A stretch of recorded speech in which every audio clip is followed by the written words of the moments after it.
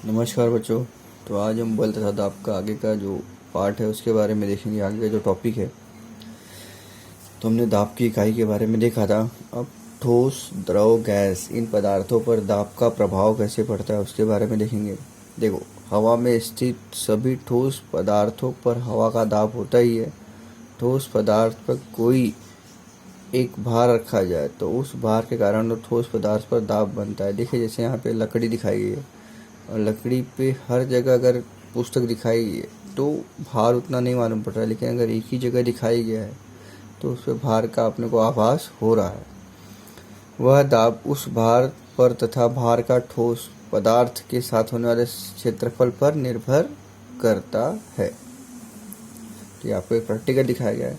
दूसरा, द्रव पदार्थ का दाब। अभी द्रव पदार्थ का दाब जो होता है वो हर जगह समान होता है, हर जगह समान दिखाया जाता है।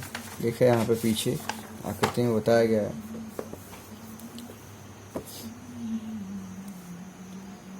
तो पीछे दोनों आकृतियों को बताया गया है करके कि दाब किस प्रकार से निर्माण होता है। देखिए यहाँ पे दिया, एक ही स्तर पर द्रव का दाब समान होता है, उसी प्रकार द्रव के गहराई के अनुसार दाब में वृद्धि होती है। फिर तीसरा, गैस का दाब। गैस, जैसे हम एक गुब्बारा लेते हैं, उससे मुंह से फुलाते हैं तो वह क्या होता है, चारों तरफ से फूलता है। अब गुब्बारे पर छोटा सा छिद्र किया तो उसमें से हवा बाहर निकलती है तो गुब्बारा पूर्णतः नहीं फूलता। यह निरीक्षण उपयुक्त द्रव के प्रयोग के निष्कर्ष जैसा ही है। ऐसा दिखाई देता है कि वायु भी द्रव के जैसे जिस पात्र में बंदिश होता है उसी पात्र के दीवार पर प्रयुक्त दाब प्रयुक्त करता है। सभी द्रव और गैसों को तरल पदार्थ कहते हैं। मतलब गैसीय पदार्थ पर जो दाब बनता है वो भी क्या होता है, सर्वत्र समान होता है। मतलब हर एक जगह पे उतना ही दाब का निर्माण होता है। पात्र का प्रवाही पदार्थ पात्र के सभी पृष्ठभागों पर, दीवारों और आधारों पर अंदर के दाब से प्रयुक्त करता है।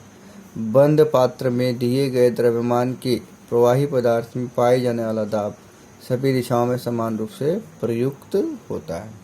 अब आगे देखेंगे वायुमंडलीय दाब। तो वायुमंडलीय दाब क्या होता है वो देखेंगे।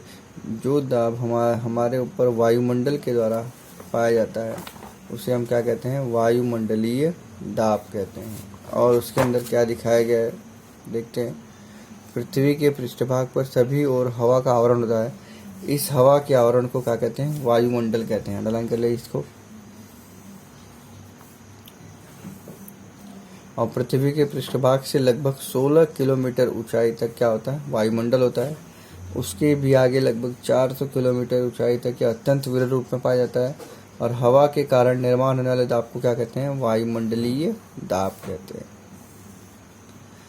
ऐसी कल्पना करो कि इकाई क्षेत्रफल वाले पृथ्वी के पृष्ठभाग पर बहुत अधिक लंबा खोखला बेलन खड़ा है और उसमें हवा भरी। देखिए यहाँ पे दिखाया गया आकृति।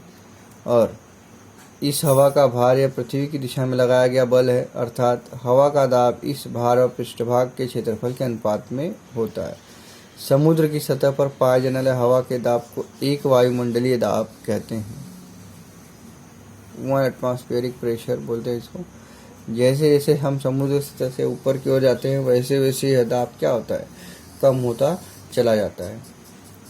1 एटमॉस्फेरिक प्रेशर बराबर 101 गुणे 10⁻³ पास्कल, जिसको हम लोग एक बार कहते हैं, या फिर 10⁻³ एम बार, या फिर 1 एम बार बराबर 10⁻² पास्कल, हेक्टो पास्कल बोलते हैं।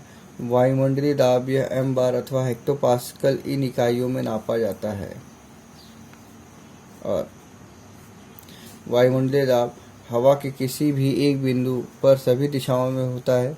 किसी भी बंद पात्र में हवा होने पर हवा के अणु यादृच्छिक गति से पात्र की दीवारों पर प्रहार करते हैं। इस आंतरिक क्रिया के कारण दीवार पर बल प्रयुक्त होता है और इस बल के कारण दाब का निर्माण होता है। अब जैसे हम ज़्यादा हवा भरते हैं गुब्बारे में तो क्या होता है, गुब्बारा फट जाता है। क्यों? क्योंकि उसके हवा भरने से उसके दीवारों पर क्या होता है, प्रेशर का निर्माण होता है और उस प्रेशर के कारण वह क्या होता है, फट जाता है। वायुमंडलीय दाब संतुलित होता है। पृथ्वी का वायुमंडलीय दाब समुद्र सतह से की ऊंचाई के अनुसार बदलता है। फिर अब इसमें दिखाया गया है, देखो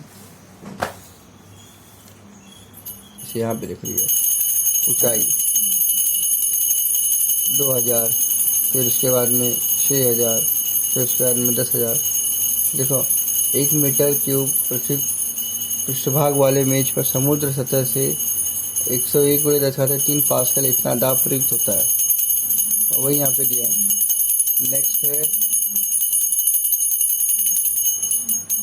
उत्प्लावक बल। फिर प्लास्टिक की एक खाली उत्प्लावक बल को देखते हैं हम, जैसे प्लास्टिक की खाली बोतल को अगर पानी में डुबाने की कोशिश करेंगे तो वो क्या होता है, वह पुनः वापस ऊपर आ जाता है, जैसे देखो यहाँ पे दिया है। ओके,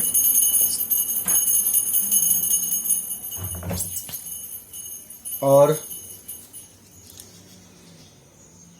यह आपने आकृति में देखा है, जैसे गेंद होती है, गेंद को भी हम डुबाने की कोशिश करेंगे, प्लास्टिक की गेंद, वो पानी में डूबती नहीं है। तो अब देखते हैं, प्लास्टिक की खाली बोतल और गेंद पानी के पृष्ठभाग पर तैरती है। इसके विपरीत पानी से पूरी भरी हुई बोतल क्या होता है, पानी के अंदर तैरती है, वह पूर्णतः डूबती भी नहीं। अंदर के पानी के द्रव्यमान की अपेक्षा खाली बोतल का द्रव्यमान नगण्य होता है, और ऐसी बोतल पूर्णतः डूबती नहीं तथा ऊपर भी नहीं आती। फिर इसका अर्थ है, पानी से भरी बोतल पर नीचे की दिशा में क्या होता है, उत्प्लावक बल या गुरुत्वीय बल, उसके विपरीत ऊपर की दिशा में प्रयुक्त बल Fb और Fg। G मतलब गुरुत्वीय बल होता है, Fb मतलब प्रयुक्त बल होता है, बायन्ट फोर्स बोलते हैं जिसको। अब उत्प्लावक बल द्वारा संतुलित हुआ होगा। यह बल बोतल के आसपास के पानी द्वारा निर्मित होता है, और फिर पानी और अन्य द्रव में अथवा गैस में होने वाले वस्तु पर ऊपर की दिशा में प्रयुक्त होने वाले बल को क्या कहते हैं, उत्प्लावक बल कहते हैं।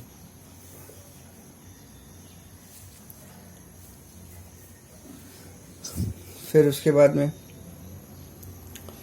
तो ये आकृति किसकी है, संतुलित और संतुलित उत्प्लावक बल की दिखाई गई है।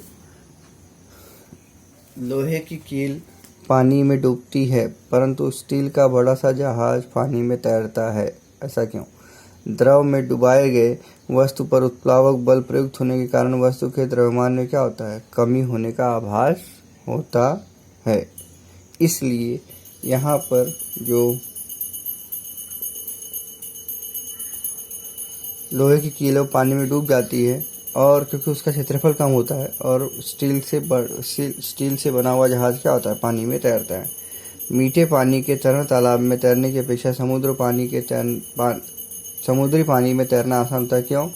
क्योंकि समुद्र के पानी का घनत्व मीठे पानी के घनत्व से अधिक होता है, और उसमें लवण मिश्रित होते हैं। इस पुस्तक में तुमने गिलास में पानी भरकर उसमें नींबू डालने पर वह डूबता है, परंतु उसी पानी में 2 चम्मच नमक घोलकर मिश्रित कर दो तो उसमें मात्र नींबू तैरता है। इसका अध्ययन किया है। तो पानी का घनत्व नमक से बढ़ता है, और यह उत्प्लावक बल और गुरुत्वीय बल की अपेक्षा अधिक होता है। इससे यह स्पष्ट होता है कि उत्प्लावक बल 2 बातों पर निर्भर है। पहला वस्तु का आयतन, दूसरा द्रव का घनत्व। तो ये आप याद कर लीजिए, क्योंकि ये आपको कारण बताओ में है। तो वस्तु का आयतन मतलब द्रव में डूबे हुए वस्तु का आयतन अधिक होने पर उत्प्लावक बल अधिक होता है, और दूसरा द्रव का घनत्व, जितना अधिक घनत्व उतना उत्प्लावक बल अधिक होता है।